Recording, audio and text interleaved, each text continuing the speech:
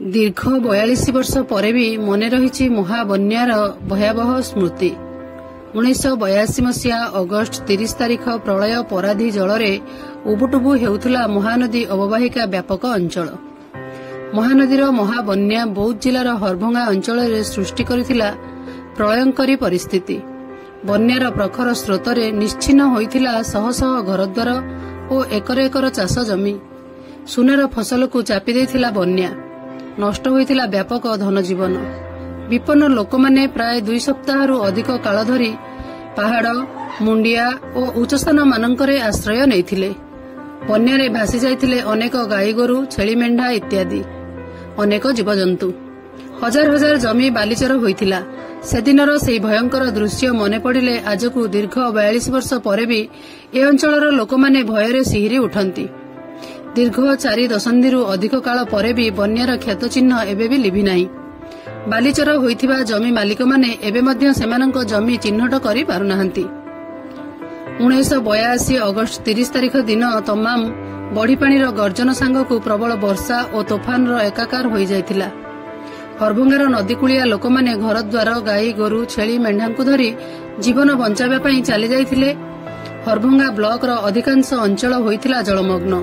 गाँ गंडा रास्ता बुड़ी देइथिला। महानदी जलस्रोत सह समान होइथिला सबु जनबसती।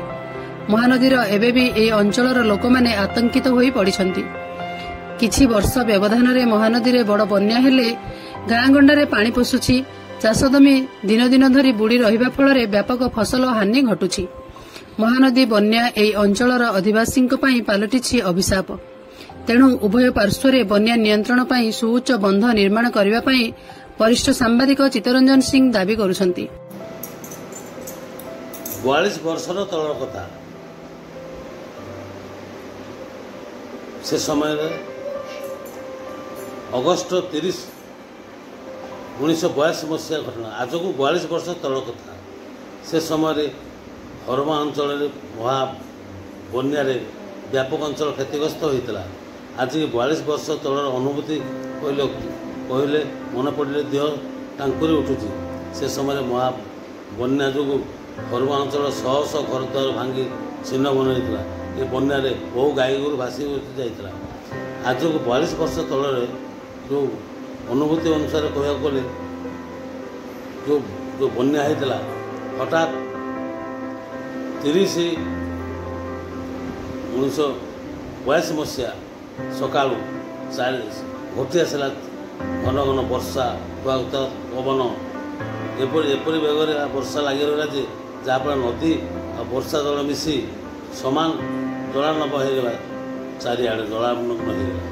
जहाँफल ये बन्या जो बहु गाई गोरु भासी जावा सह बहु जनजीवन क्षतिग्रस्त होता।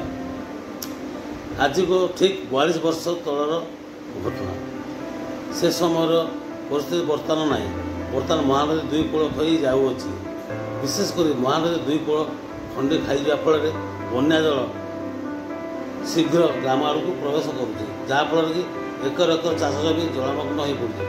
1982 मसीहा जो प्रलयंकर बन्या होता तार बालिचर ये अंचल बहुत चाष जमी बालिचर होता। जहाँफल बर्तमान सुधा चाषी मैंने जमी चिन्हट कर पारना।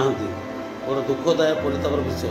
से 1982 मसीहा घटना अनुभूति मन पकड़े आज देह टांकुरी उठुची। बहुत दुखदायक घटना से समय घटना। एपरिक लोक मैंने मास मास धरी उच्च स्थान मानक आश्रय नहीं घर द्वार भांगी जाफल तापर घर द्वार निर्माण कले आसी बसती कले। बर्तमान कहबार मुख्य कारण हूँ जो बारंबार बन्या आसवा द्वारा महानदी 2 कूल खाई जाऊँगी। बंध नथिबा जो महानदी बन्या जल ग्राम को प्रवेश करुच्ची। तेणु आम अनुरोध करुँ राज्य सरकार तथा जिला प्रशासन को महानदी कूल कूल रिंग बंध तथा उच्च बंध निर्माण कले बन्या जल प्रवेश ग्राम को प्रवेश कर पारिबनी। तेणु दुखर सह आमर अनुभूति आम आप निकट प्रकाश करूँ। राज्य सरकार निकट अनुरोध करुँ जिला प्रशासन एदिग स्वतंत्र अनुधान कर राज्य सरकार प्रस्ताव दिंतु। हरमगार महानदी कूल कूल रिंग बंध करने निहाती आवश्यकता पड़ुଛି। ए दिगरे राज्य सरकार तथा बौद्ध जिलापाल स्वतंत्र दृष्टि देवाई सांबादिक श्रीजुक्त सिंह दाबी କରିଛନ୍ତି। बौद्धरू बैद्यनाथ सामल सहित हरभंगारू चित्तरंजन सिंह रिपोर्ट मो जिला खबर।